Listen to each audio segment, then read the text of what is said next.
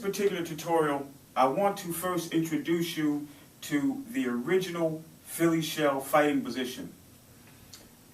That is one of the things that is the most misunderstood and people are most ignorant of. The original Philly shell fighting position.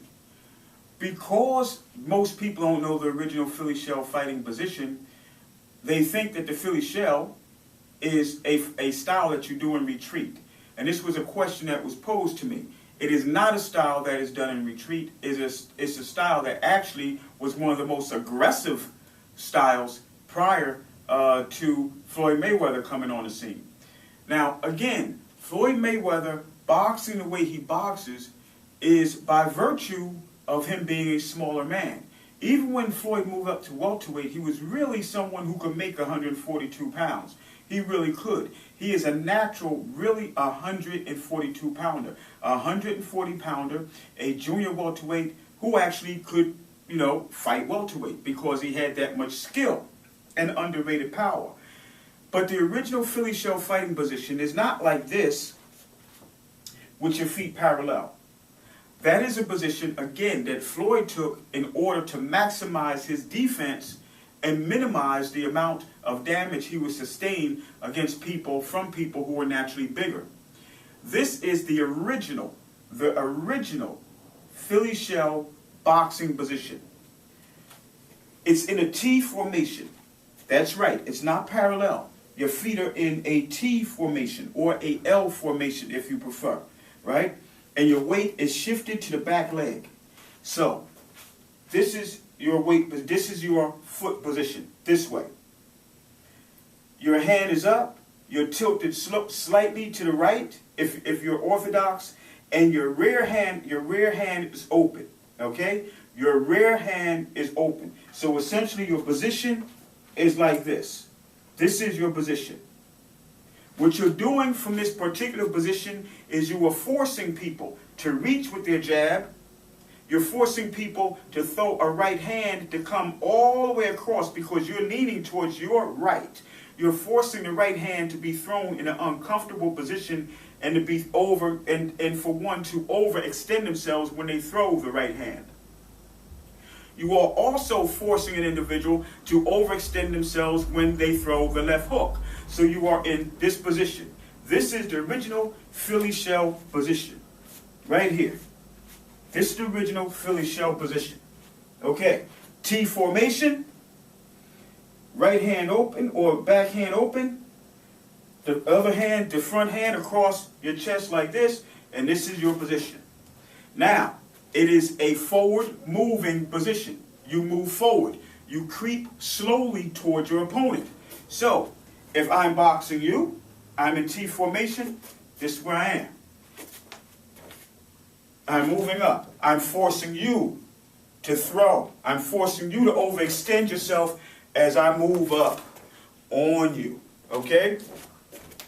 That's the original Philly shell position. I'm moving up on you. This is where I am. That's where I am. Okay? That's where I am. Now, my lead foot is pointed inwards. My lead foot is pointed inwards because if I want to all of a sudden generate power, all I have to do now, I don't have to come from here and then turn in. I actually now can just take my rear foot and turn it in, and now I have my power. Because I already have my front foot facing forward, if I want to then go from being defensive to being offensive, all I have to do now is creep up and then turn his foot in, and I have it. Just one foot, turn in. One foot, turn in. I don't have to turn in both feet to throw, okay? That is the original Philly shell boxing position. It is not a position where you were moving back. No. That was something that Floyd Mayweather had to do. Why? It's not that it's wrong. He had to do it. And he had to do it essentially because he's a smaller fighter. He was very successful. And yes, is he the greatest fighter ever lived? No. Is he one of the greatest fighters that ever lived? Absolutely. And one reason why I think he is because he's always, for the most part, other than with Juan Manuel Marquez and Manny Pacquiao, ever since he moved up to welterweight, he really technically street walking weight has been smaller than almost everybody he has defended against. Okay? So him blading his body was conducive to his weight and the need for him to avoid punishment, all right, against naturally bigger fighters, walking around weight-wise, okay? But when we're talking about the original Philly shell position, we're talking about one in a T formation with the rear leg with the weight shifted to the back leg, slightly towards the right, bending over towards the right. The left hand is open, or the right hand, the rear hand is open in order to parry the jab, and your right hand again, or your lead hand is across the chest. So this is where you are. This is where you are creeping up on your opponent. This is where you are pivoting back. Okay, that's where you are. Again, here, you're moving up, creeping. The man is here, I'm moving up. I'm safe here. He throws a jab, I can parry his jab. He throws his right hand, you throw your right hand has to come all the way from here and travel. Has to travel at an uncomfortable, take an uncomfortable geometric pattern because I am this way. It has to come all the way across. The jab, you have to overextend. The hook, you have to overextend. Meanwhile, I'm creeping in. When I want to change to power, all I have to do, turn my rear leg in, and I fire away, okay?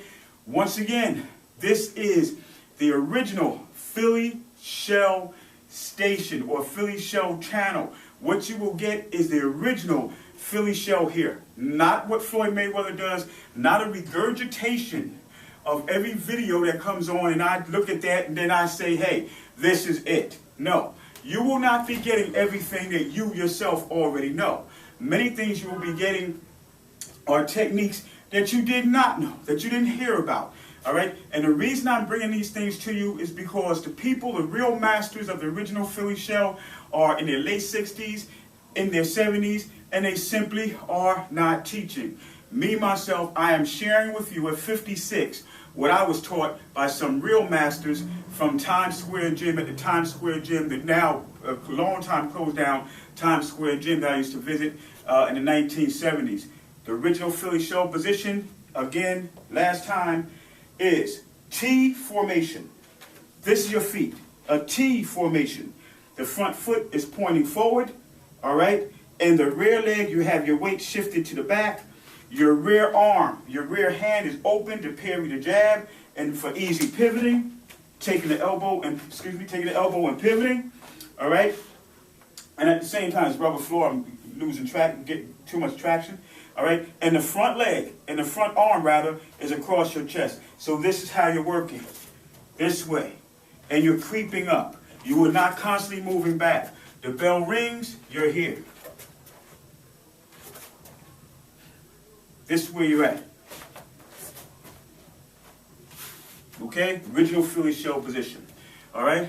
My name is Saif Carman. This is the original Philly shell channel. All right? Dedicated solely to the real Philly shell. See you next video.